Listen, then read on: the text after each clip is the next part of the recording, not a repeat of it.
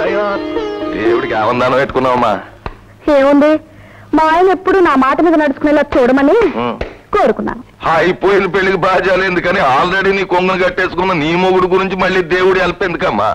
అన్ని విషయాల్లోనూ అడ్డగోడగా ఉన్న మీ మరిది మీ అత్తమామల దృష్టిలో ఉత్త బేవర్స్ అయిపోవాలని దండ పెట్టుకో. ఓ పక్క నుంచి దేవుడి హెల్ప్ ఉంటుంది, మరో పక్క నుంచి నా హెల్ప్ ఉంటుంది, మొత్తం ఆస్తి మీకు వచ్చేస్తుంది.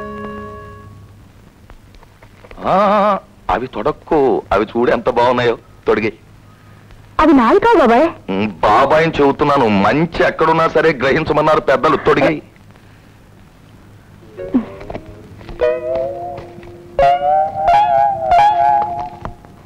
అబ్బా ఎంత కరెక్ట్ గా సరిపోయాయో. ఆగండి,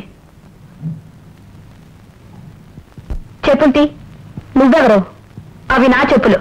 నీవి అని ఏమిటి నమ్మకం? మంచి మర్యాద లేకుండా దొంగతనం చేసిన చాలక పైగా నమ్మకం గురించి మాట్లాడుతున్నారా? మర్యాదగా చెప్పుంటి. తీపది ఏం చేస్తావు? చేసుకుంటావా?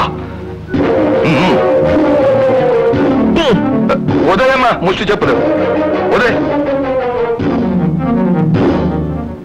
పెద్ద మనుషులా నటించడం కాదు, పెద్ద మనసుతో బ్రతకడం నేర్చుకోండి. పెద్ద పొగరమవుతు. నువ్వేం బాధపడకమ్మా. ఏం మనకు గట్టిలేక తొడిగావా చెప్పులు? ఏదో హాబీ. పద నీ చెప్పులు.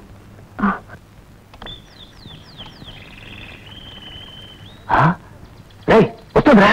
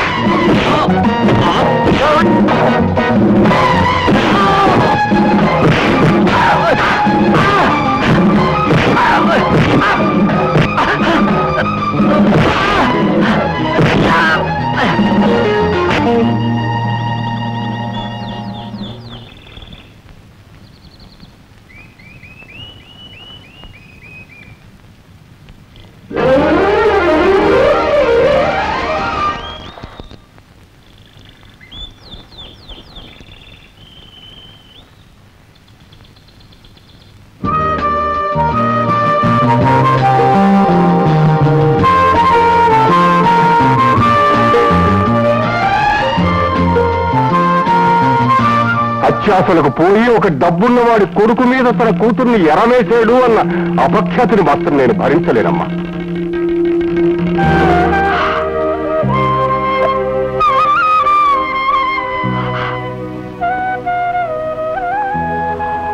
పద, మీ ఇంటికి వెళ్దాం.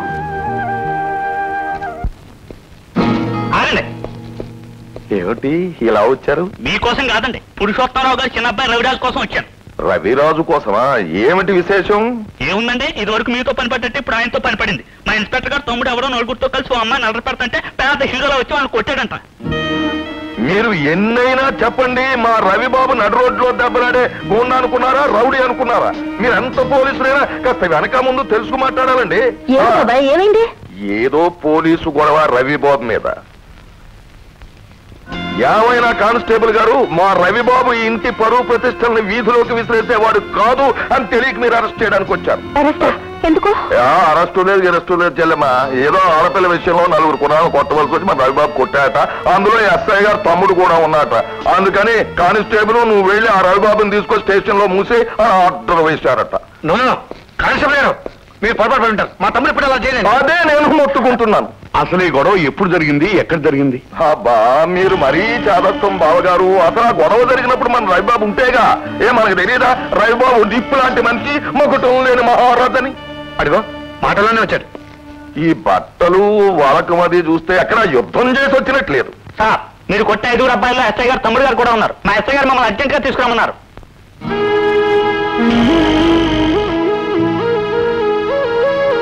ఆల్ రైట్ కానిస్టేబుల్ గారు, పదండి. అంటే నువ్వు రౌడీలను కొట్టిన మాట నిజమేనన్నమాట? అవును నాన్నగారు. ఒక అమాయకురాల్ని కొందరు రౌడీలు గొడవ చేస్తుంటే ఎవరో అమ్మాయి కోసం నువ్వెందుకు వాళ్ళతో గొడవ పడ్డావు? ఇప్పుడు ఈ పోలీసులను తీసుకెళ్లి ఏం చేస్తారో ఏమిటో. నేను తప్పు చేయనప్పుడు నేను ఎవరికి భయపడక్కర్లేదమ్మా. తప్పు చేయలేదంటారేటండి? మీరు మా ఎస్ఐ గారు తమ్ముడు కొట్టలేదు? అబ్బా సర్లేండి, ఎన్నిసార్లు అంటారు? తప్పు చేశాం, ఒప్పుకున్నాం కదా. బావగారు, ఇంతవరకు మన రవిబాబు ఏ తప్పు చెయ్యలేదని అనుకున్నాం. కానీ ఏదో విధివశాత్తు ఉడుకు రక్తం కుర్రతనం వల్ల తప్పు చేశాడు. అయితే మాత్రం కేసును ఏదో విధంగా మాఫీ చేసుకోవాలి. కానీ చూస్తూ అబ్బాయి పోలీసులకు అప్పగించారు. మావయ్య గారు, మీ జాలి సానుభూతి నాకేం అక్కర్లేదు. నాన్నగారు, నేను చేసింది నేరం కాదన్న నమ్మకం నాకుంది. పదండి. ఏమండి, వాడు వెళ్ళిపోతున్నాడండి. ఏదో ఉపాయం ఆలోచించండి. వాడి మీద కేసు లేకుండా చేయండి. అన్న, నీకు ఎస్పీ గారు బాగా తెలుసు కదా, ఒకసారి ఆయన ఫోన్ చేస్తే.